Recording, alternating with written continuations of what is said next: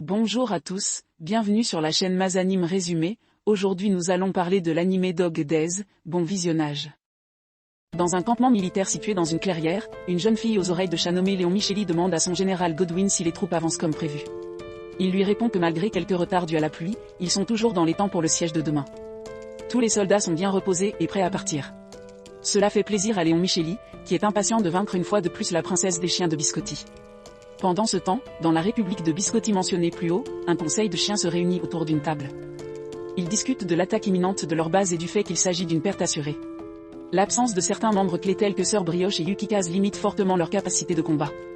Alors que la tension monte, notamment du fait de la passion d'Éclair, la princesse Miller décide d'utiliser son atout.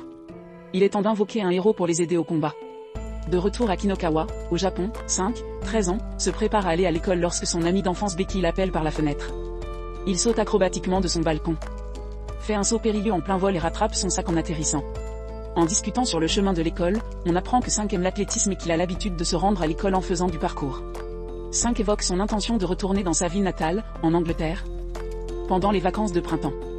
Là, il s'entraînera pour un tournoi acrobatique appelé Iron Athletic, qui aura lieu dès le mois de juillet. L'année dernière, il n'a obtenu que la 2e place, alors cette fois-ci, il visera la 1re place. À leur arrivée à l'école, 5 invite Becky et sa famille dans leur maison de vacances pour les 3 derniers jours des vacances de printemps. La jeune fille à la double queue accepte presque immédiatement. Après tout, c'est l'endroit idéal pour admirer les cerisiers en fleurs. En se séparant, les 2 jeunes gens ignorent totalement qu'ils sont espionnés. Tous les élèves sont maintenant dans le gymnase pour écouter le discours d'adieu du directeur avant les vacances de printemps. Enfin, tous sauf 5. Les professeurs le laissent partir car il doit prendre son vol pour sa ville natale. Après avoir récupéré son sac dans la salle de classe, au lieu d'emprunter les escaliers comme une personne normale, il saute par la fenêtre en direction du sol. Alors qu'il est en plein vol, un chien plante une dague dans le sol, ce qui ouvre un portail en plein dans sa zone d'atterrissage. Après être tombé dans le portail, il est transporté au pays de Flognard ou Flognard. C'est un endroit habité par des gens qui ont des oreilles et des queues d'animaux. Il tombe comme une comète au centre d'un cercle d'invocation. Là, il est accueilli par Milior, qui se présente comme la princesse de la République de Biscotti, et il est bouleversé par sa beauté. Elle remercie Saint d'avoir répondu à sa convocation héroïque. Mais avant qu'elle ne puisse expliquer davantage la situation, les feux d'artifice commencent à signaler que la bataille a déjà commencé. Elle résume la situation en une phrase, son pays est en guerre et a besoin de son aide. Pendant ce temps, Léon Micheli et son armée franchissent les portes de la ville et s'enfoncent dans le territoire des Biscotti. Il n'y a pas de temps à perdre. Milior invite 5 à monter son Cerrucuru, un grand oiseau coloré qui marche sur 2 pattes. Alors que les 2 se dirigent vers leur destination, Milior a enfin le temps de donner une explication appropriée. Le Biscotti est souvent en guerre avec son pays voisin, Galette. En raison des pertes constantes subies par les Biscotti, de nombreuses forteresses sont déjà tombées aux mains de l'armée des Lions de Galette, dirigée par l'invincible commandant Léon Micheli. Aujourd'hui, leur adversaire s'en prend à leur château. Toutes ces discussions sur la guerre rendent 5 très nerveux. Il admet qu'il n'est pas un chevalier et qu'il n'est qu'un collégien ordinaire. Milior lui assure qu'elle sait tout de ses pouvoirs spéciaux. Lorsqu'ils arrivent enfin, 5 a enfin une bonne vue de la bataille. Il s'agit en fait d'une course d'obstacles tirée des jeux télévisés. Il est même accompagné de commentaires, de feux d'artifice et d'un écran de projection flottant. Après avoir franchi le fort, l'armée des Lions se trouve maintenant devant le célèbre lac défensif de Biscotti. L'un des capitaines décide alors d'envoyer toutes les troupes du Lion en même temps. Si la plupart d'entre elles sont stoppées par Éclair, qui utilise ses 2 dagues et ses pouvoirs opédément pour découper plusieurs forces ennemies et les transformer en petites boules de poils, certaines passent tout de même au travers. Heureusement, son coéquipier Laurent utilise sa dague de foudre pour éliminer les troupes restantes avant qu'elles ne puissent traverser complètement. En voyant la soi-disant bataille, 5 demande si c'est ainsi qu'ils se battent vraiment. Milior confirme que personne n'est vraiment blessé pendant les batailles, car elle respecte les règles établies pour l'ensemble du continent. Il y a même du personnel médical prêt à intervenir au cas où quelqu'un serait blessé. Les règles susmentionnées sont appliquées de manière stricte afin de garantir que tout le monde se batte de manière équitable. Il incombe ensuite aux organisateurs de l'événement de veiller à ce qu'il n'y ait pas de blessures ou d'accidents. Sans oublier que ces événements ne servent pas seulement à négocier avec d'autres pays, mais sont aussi un moyen pour les citoyens de faire du sport et de la compétition sainement. Milior explique comment leur série de défaites a affecté le moral des troupes. À ce rythme, ils vont perdre leur château. Saint vérifie une dernière fois qu'il est bien celui qu'elle voulait invoquer. Après cette dernière confirmation, il accepte enfin le rôle de héros. Milior est ravi de sa décision et s'empresse de les emmener au château pour annoncer son arrivée. Cela choque tout le monde sur le champ de bataille, amis et ennemis confondus. Les servantes lui font enfiler sa nouvelle tenue en moins de 30 secondes. 5 apparaît sur le champ de bataille avec une tenue flashy, même une nouvelle arme sous la forme d'un bâton. Et pour faire bonne mesure, Il prend même une pause pour l'effet dramatique. Avec l'apparition du héros, tout le monde a hâte de voir de quoi il est capable. La princesse Miller lui assure que 5 a été informé de toutes les règles avant de partir. 5 confirme les règles avec Laurent pour s'assurer qu'il a tout compris. Lorsqu'il apparaît clairement que ses connaissances sont à la hauteur, Laurent pose à 5 une question importante. Que pense-t-il de la princesse Miller? 5 pense que c'est une princesse gentille et merveilleuse et qu'elle est aussi très mignonne. Cette réponse plaît à Laurent, qui sourit maintenant. Il est temps de passer aux choses sérieuses. Alors que 5 commence à combattre les troupes ennemies, il se remémore mentalement les règles. Un coup suffisamment violent assomme l'ennemi et le transforme en une boule de poils inoffensive. Le même effet peut être obtenu en plaçant une main sur la tête ou le dos de l'ennemi. Comme c'est plus risqué, cela rapporte plus de points que de l'assommer normalement. Ses réflexes rapides et sa rapidité inégalée. Il se débarrasse rapidement des troupes ennemies, utilisant son bâton, ses jambes et ses mains pour éliminer un peloton entier de soldats. Les commentateurs sont choqués par la rapidité avec laquelle il démantèle tous ses ennemis. Cela semble être un jeu d'enfant.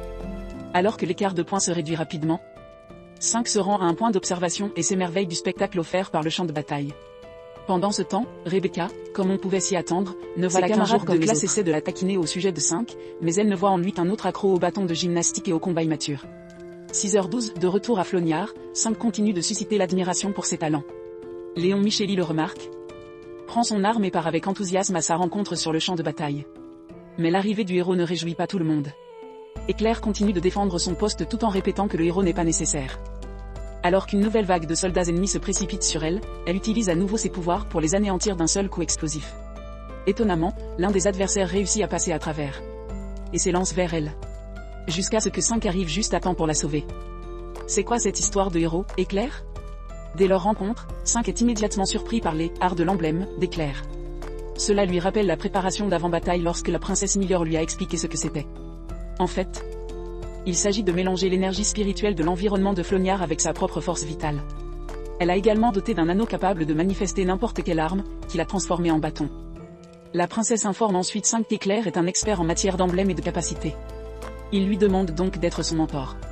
La jeune fille est flattée par le compliment et accepte de lui enseigner sur place. Alors qu'un autre peloton leur fonce dessus, Éclair décide de montrer l'exemple. Heureusement, notre garçon apprend vite et il s'adapte rapidement. Les deux hommes libèrent finalement leurs arts de l'emblème, se combinant en une attaque massive qui vaporise une vague entière de soldats. Mais la bataille n'est pas encore terminée. Une puissante flèche traverse l'air et se dirige droit sur eux. Elle est si puissante qu'Éclair et 5 sont renvoyés en arrière par sa force. Maintenant au sol. Ils lèvent les yeux et aperçoivent une femme aux oreilles de chat qui tient un arc à califourchon sur un oiseau gigantesque. C'est la patronne elle-même, Léon Micheli, chevauchant son équipier, Thomas. Elle s'attendait à mieux de la part du héros invoqué qui est maintenant dans un état pitoyable. Elle se présente ensuite comme la souveraine du dominion des lions de Galette et des rois des bêtes. Une fois son attaque effectuée et les présentations terminées, Léon Micheli se lance dans le reste de la course d'obstacles et remporte la bataille. Mais 5 et Éclair ne sont pas prêts à se rendre si facilement. Ils luttent pour se relever. S'impose accidentellement sa main sur les seins d'Éclair et se rend compte qu'il s'agit d'une fille. Bien sûr, cet acte met Éclair en colère, ce qui l'amène à effectuer un tir amical bien mérité sur son coéquipier. Malgré les efforts de tous, personne ne peut empêcher Léon Micheli de franchir rapidement les obstacles et d'éliminer tous les soldats qu'elle rencontre. Un seul obstacle l'empêche de remporter la victoire, le mur super glissant. Les troupes des deux camps sont dans une impasse féroce lorsque Léon Micheli et son oiseau font pencher la balance. À la surprise générale, 5 et Éclair la rattrapent et tentent de l'arrêter en l'attaquant à leur tour. Il est évident qu'ils n'ont pas encore l'esprit d'équipe, car votre excellence parvient à les esquiver facilement, ce qui les fait entrer en collision en plein vol et les frappe d'un rayon. Ils atterrissent l'un sur l'autre une fois de plus. Mais cette fois, l'armure d'Éclair s'est enlevée comme par magie. Léon Micheli utilise son art de l'emblème pour faire jaillir des météores du sol. D'innombrables soldats sont mis hors service, obligeant 5 et Éclair à se replier. Mais Léon Micheli n'en a pas fini. Elle bombarde tout l'endroit d'une énorme explosion, assommant tout le monde autour d'elle. C'est une victoire écrasante jusqu'à ce qu'elle ne le soit plus. Alors que la bataille semble terminée, 5 et Éclair tombent du ciel. Il s'avère qu'Éclair a pu utiliser ses arts de l'emblème juste avant l'explosion pour les transporter tous les deux dans les airs, loin de la portée de l'attaque. Sachant qu'ils ne peuvent pas battre ce combattant en un contre un, Éclair admet qu'il n'y a aucun moyen de gagner s'ils ne travaillent pas ensemble. Éclair donne un coup de pied à 5, comme un ballon de football, en direction de Léon Micheli. 5 se prépare à utiliser l'élan pour attaquer. Mais ce n'est pas suffisant, car elle le renvoie en arrière. Éclair et lui encerclent leur adversaire et se lancent dans une attaque simultanée. Les deux attaquent à nouveau, cette fois-ci en brisant la plupart de son armure. Bien que sa reddition ne mette pas techniquement fin à la bataille, sa défaite en tant que capitaine donne à Biscotti les points nécessaires pour prendre une avance insurmontable. C'est plus ou moins une victoire assurée, et ainsi, le biscottier reçoit enfin sa première victoire après une longue sécheresse. Au cours d'une interview réalisée pendant la bataille, Léon Micheli loue la vie respect des vêtements d'Éclair éclate en lambeaux, et les images révèlent que l'attaque de 5 l'a également touché. Ce point de vue incomparable remplit le champ de bataille de cris et de mugissements triomphants de soldats. Tandis que Léon Micheli quitte le champ de bataille, Éclair est occupé à punir 5 pour son erreur coûteuse. La bataille enfin gagnée, ils reçoivent leur prix, le droit d'organiser une fête sur le champ de bataille. La princesse décide de dédier les festivités aux chants et aux danses. Elle a même préparé une liste de chansons. Alors que 5 est informé des talents de chanteur de la princesse, il demande s'il peut d'abord retourner dans son monde pour informer ses parents de l'endroit où il se trouve. 5 découvre qu'une fois invoqué, un héros ne peut jamais retourner ou même contacter son monde d'origine. C'est la raison principale pour laquelle les héros sont rarement invoqués, et il est maintenant clair que la princesse Milor n'était pas au courant. Il est maintenant dans un nouveau monde, sans échappatoire possible. La bataille enfin terminée, tout le monde est debout pour fêter l'événement et l'ambiance est festive et contagieuse. Mais 5 boude toujours son incapacité à rentrer chez lui. La situation s'est tellement aggravée que Laurent est obligé de le remplacer lors de l'entretien d'après-bataille. Bien que Milor soit préoccupée par la situation d'impuissance de 5, elle doit encore s'occuper d'un grand nombre d'affaires royales. Saluter les soldats, finaliser le cessez-le-feu avec Léon Micheli, les interviews et les répétitions du festival ne sont que la partie émergée de l'iceberg. Heureusement, elle s'est vue confier l'affaire par le chercheur en chef Elmar.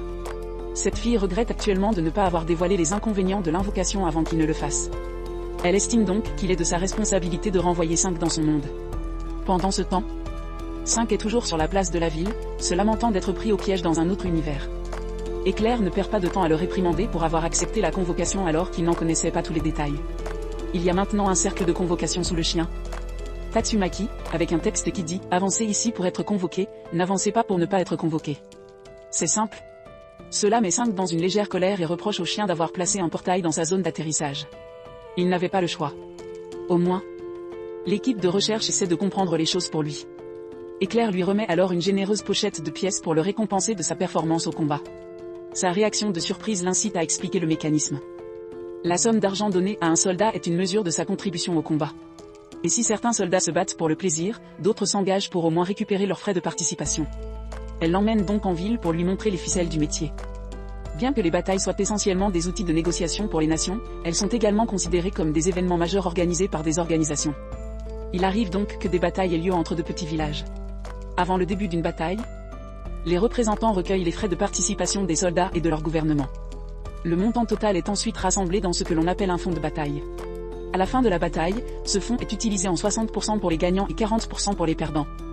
Et comme le prévoit un accord continental, au moins la moitié des prix servira à récompenser les soldats qui ont participé à la bataille, tandis que le reste constituera le profit que les pays tireront de la bataille. Celui-ci est utilisé pour construire des hôpitaux, ériger des forteresses, payer les fonctionnaires et protéger le royaume. 5 demande s'il y a déjà eu des guerres plus conventionnelles et plus violentes où des gens ont péri. Éclair explique que la force vitale de Flognard protège actuellement la plupart de ses citoyens, même sur les champs de bataille. Tout cela ne suscite qu'un « je vois » de la part de 5, ce qui laisse penser à la jeune fille qui n'a rien compris. Mais pour l'heure, il s'agit de rencontrer Elmar. À son arrivée, cette dernière s'excuse abondamment car elle n'a pas encore trouvé le moyen de renvoyer 5. Cependant, ses yeux s'illuminent d'espoir lorsque 5 explique qu'il doit juste être de retour 3 jours avant la fin des vacances de printemps, à temps pour son voyage avec Becky. Au même moment, 5 demande à Elmar s'il peut capter son téléphone pour qu'il puisse communiquer avec l'autre côté. Heureusement, Elmar sort un appareil censé amplifier les ondes du signal. Elle a inventé cette machine futuriste à l'âge de 5 ans et elle est maintenant utilisée sur tout le continent.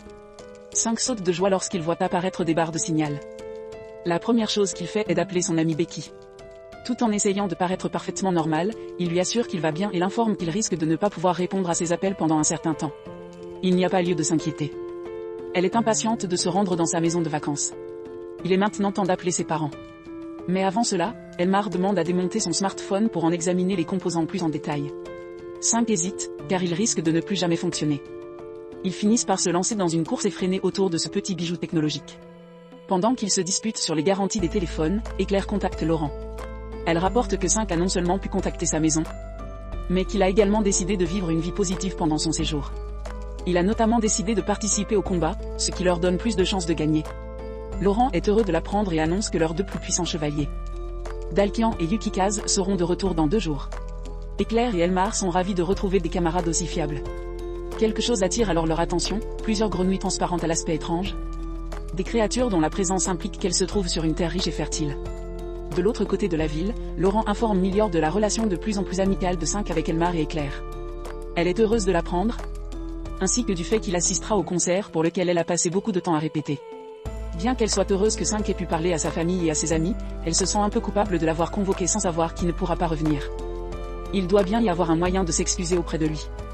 Est-ce qu'une tape sur sa tête suffirait? D'autres pensées lui traversent l'esprit pendant l'entraînement. Des pensées comme, quelle est la meilleure façon de récompenser Claire pour sa performance durant la bataille, et, pourquoi Léon Micheli aime-t-il la guerre et déteste Thelma Musique maintenant pour n'en nommer que quelques-unes.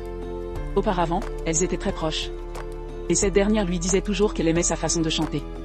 En parlant du diable, Léon Micheli boit toute la nuit dans sa tente.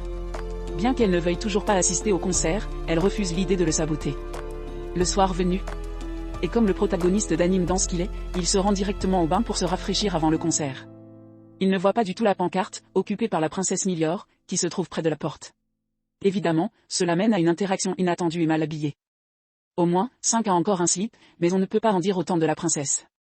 Les deux sont rapidement embarrassés par la situation. Milior tente immédiatement de se couvrir tandis que 5 tombe maladroitement dans l'eau du bain. Voilà, nous sommes arrivés à la fin de cette vidéo. Si vous voulez voir la suite de cet anime, abonnez-vous, commentez et laissez un like.